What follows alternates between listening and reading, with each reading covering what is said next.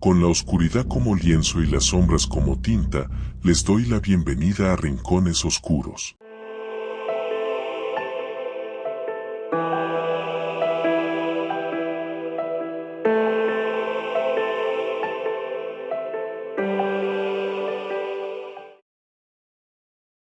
Dorothea Ellen Gray, más conocida como Dorothea Puente, nació el 9 de enero de 1929 en Redlands, California, Estados Unidos, en el seno de una familia trabajadora.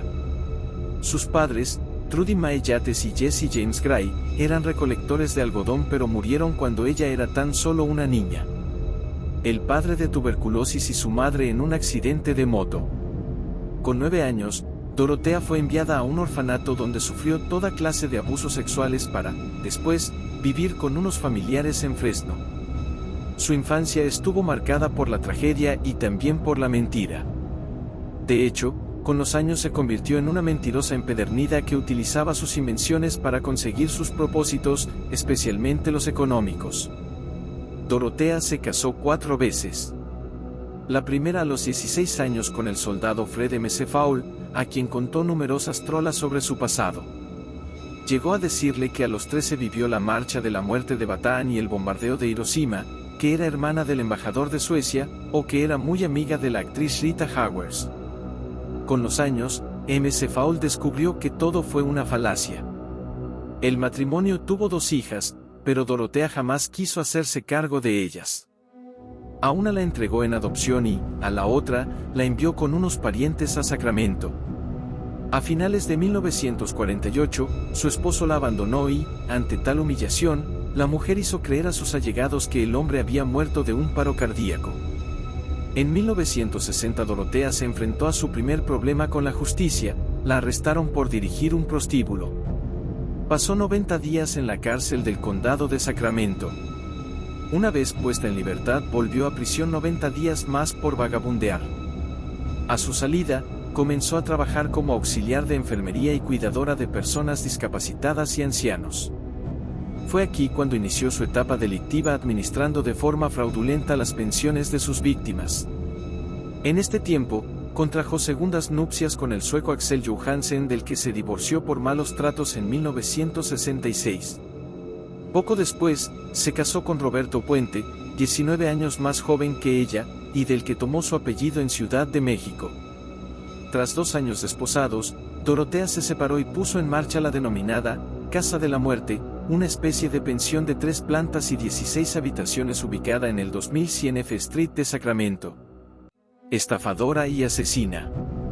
En la época que estuvo soltera y hasta su última boda con Pedro Montalvo en 1976, Dorothea se pasó los días regentando distintos bares en busca de hombres mayores a los que estafar. Primero los conquistaba para, posteriormente, falsificar sus firmas y robarles la mayor cantidad de dinero posible. Después de varias denuncias, Dorothea fue acusada de 34 delitos de fraude y puesta en libertad condicional tras 2 años y medio de condena. En su vuelta a la pensión, la mujer comenzó a recibir a huéspedes de edad avanzada o con problemas psicológicos.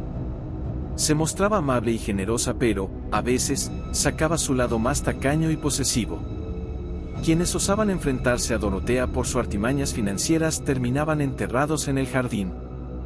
De hecho, los vecinos recordaban cómo Puente era de lo más protectora con su césped, hasta el punto de que si alguien se atrevía a caminar sobre él acababa maldiciéndolo con un lenguaje que haría sonrojar hasta a un marinero. Había un buen motivo: bajo la tierra ocultaba los cuerpos de sus inquilinos. Una de las primeras víctimas fue Ruth Monroe, amiga de Dorothea, que en abril de 1982 falleció por sobredosis de codeína y por esetemel. La policía creyó a Puente cuando alegó que la mujer padecía de depresión por la enfermedad terminal de su marido. Nadie puso en duda su versión y lo trataron como un suicidio. Un pensionista, Malcolm Mackenzie, a quien Dorothea conquistó en una de sus salidas, la acusó de drogarle y robarle y fue sentenciada a 5 años de prisión. Pero ni la cárcel impidió que la criminal parase de delinquir. Durante su encierro, hizo amistad con un septuagenario, Everson Gilmour, con quien emprendió una relación sentimental que continuó una vez que ella fue libre. Entretanto, los huéspedes se iban registrando en la pensión y algunos de ellos desapareciendo misteriosamente. Dorothy Miller, de 64 años, tenía problemas con el alcohol y fue encontrada con los brazos pegados al pecho con cinta adhesiva. Benjamin Fink, un alcohólico de 55 años, tan solo portaba un calzoncillos a rayas. Betty Palmer, de 78 años, fue enterrada en camisón, sin cabeza ni manos. Leona Carpenter, también de 78, fue vista por última vez agonizando en el sofá del inmueble y la policía encontró el hueso de su pierna sepultado en el jardín. La denominada abuela asesina también mató a James Gallup, de 62 años, y a Vera Faye Martin, de 64 años. El reloj de esta última seguía funcionando tras exhumarla. Labor social. No fueron las únicas víctimas de las que se deshizo Dorotea Puente. Gracias a Ismael Flores, al que contrató como personal de mantenimiento, pudo librarse de Everson Hill Mouse en noviembre de 1985. Le mandó construir una caja de madera de 1.80 x 90 x 60 cm con la excusa de guardar libros y otros artículos. Después, le pidió que la acompañase hasta un almacén para depositarla, pero, durante el camino, le ordenó que tirase el arcón en el río, al lado de un vertedero. Flores obedeció sin rechistar. El 1 de enero de 1986, un pescador encontró la caja con un cadáver dentro. Era la última pareja sentimental de Dorotea Puente, pero, debido al estado de descomposición, los forenses no lograron identificarlo hasta pasados 3 años, tiempo que la mujer aprovechó para hacer creer a la familia de Hill Mouse que seguía vivo aunque enfermo. Hasta 1988, los servicios sociales de Sacramento confiaron absolutamente en la labor desempeñada por Dorotea Puente con algunos de los casos más difíciles. La asistente social Peggy Nickerson fue una de las que más huéspedes le proporcionó en estos años. Un total de 19 personas pasaron por la pensión del horror sin conocer las verdaderas intenciones de su dueña, apropiarse de sus pensiones. En cuanto llegaba el correo, Dorotea lo incautaba evitando que sus receptores dispusieran de dicha documentación. A partir de ahí, falsificaba sus firmas, sacaba dinero de los bancos, cobraba cheques y, si alguien la descubría y osaba enfrentarse, lo asesinaba. Siempre utilizaba el mismo modus operandi, un buen cóctel de drogas antes de asfixiarlos. Una vez muertos, los enterraba en la parte trasera del inmueble. Fue en mayo de 1988 cuando los vecinos comenzaron a quejarse más insistentemente del olor que emanaba de la pensión de Puente. No podíamos soportarlo, recordó uno de los residentes. Había un olor desagradable en el aire y muchas moscas por la zona, aseguraba. La anciana siempre justificaba el hedor atribuyéndolo a restos de pescado o a un problema con las cañerías. A esto se sumó que Álvaro, al que todos conocían como jefe, desapareció de un día para otro. Puente explicó que decidió regresar a México. Pero nada más lejos de la realidad. En cuanto el hombre hizo arreglos en el jardín cubriéndolo con una losa de cemento, nadie lo volvió a ver. Era el mes de agosto. El 7 de noviembre, después de la denuncia de la asistente social de Álvaro, la policía se personó en la casa de huéspedes de Puente para hablar con Montoya. Tras las elocuentes explicaciones de la dueña sobre su paradero, los agentes se marcharon. Pero 5 días después, regresaron para registrar la casa. Un residente confesó haber mentido por orden de Dorotea. Estaba ocultando algo. La mañana del 11 de noviembre, el detective John Cabrera junto con varios policías inspeccionaron la pensión. Mientras que en el interior no encontraron nada, en el exterior se percataron de que la tierra estaba removida. Cabrera cavó el terreno, tiró de algo que creyó una raíz de árbol, pero se trataba de un hueso humano. Era la pierna de Leona Carpenter. Durante las siguientes horas, hallaron carne seca, pedazos de tela y un total de 7 cadáveres. Puente se mostró tan sorprendida y en shock ante los hallazgos que, en un primer momento, la policía no la encontró sospechosa. Tanto es así que con la excusa de salir a comprar café, Dorotea emprendió una rápida huida. Lo hizo a Los Ángeles donde trató de captar a una nueva víctima, Charles Wilges. El hombre, un jubilado al que conoció en un bar, entabló conversación con una tal Donna Johansen. Dorotea Puente cambió su identidad para pasar desapercibida. Después de 2 horas de charla, la pareja quedó en verse al día siguiente.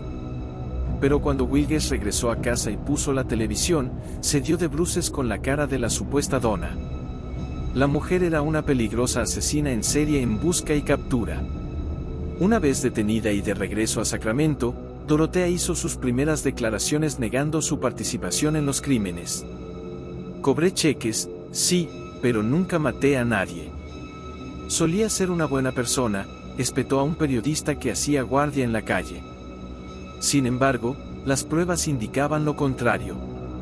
El examen post-mortem a los cadáveres reveló que las víctimas tenían gran concentración de flurazepam en sangre, además de las huellas de la asesina.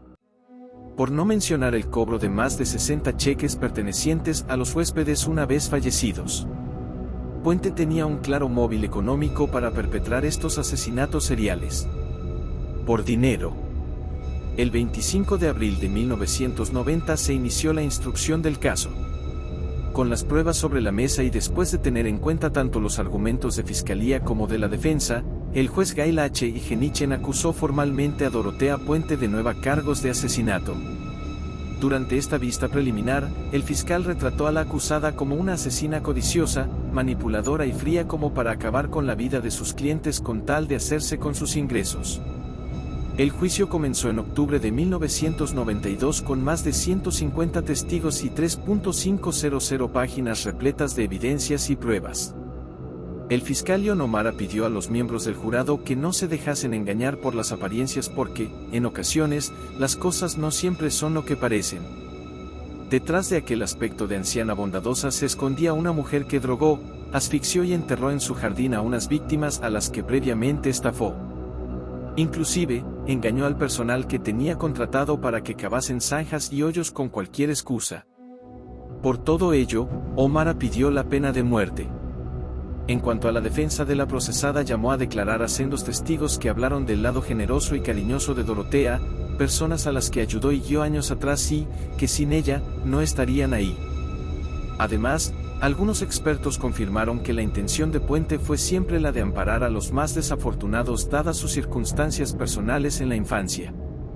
Con toda esta información, el 15 de julio de 1993 los miembros del jurado se retiraron a deliberar. La presión de la fiscalía que buscaba la pena capital pudo con ellos. Tan solo pudieron redactar un veredicto de culpabilidad para 3 de los crímenes. Para los otros 6 cargos, se declaró el juicio nulo. El 11 de diciembre, el magistrado Berge dictó sentencia y condenó a Dorotea Puente a cadena perpetua sin posibilidad de libertad condicional. Cuando la acusada escuchó el fallo, dijo sonriendo a sus abogados: "No maté a nadie". Recluida en la Penitenciaría Central de Mujeres de California en Chowchile, la anciana asesina mantuvo su inocencia hasta el fin de sus días. Murió el 27 de marzo de 2011 a los 82 años y por causas naturales. Durante esos casi 20 años de reclusión, Puente hizo un libro de recetas titulado Cooking with a Serial Killer y apareció en documentales sobre crímenes para cadenas de televisión como Discovery Channel, Biography Channel y History Television.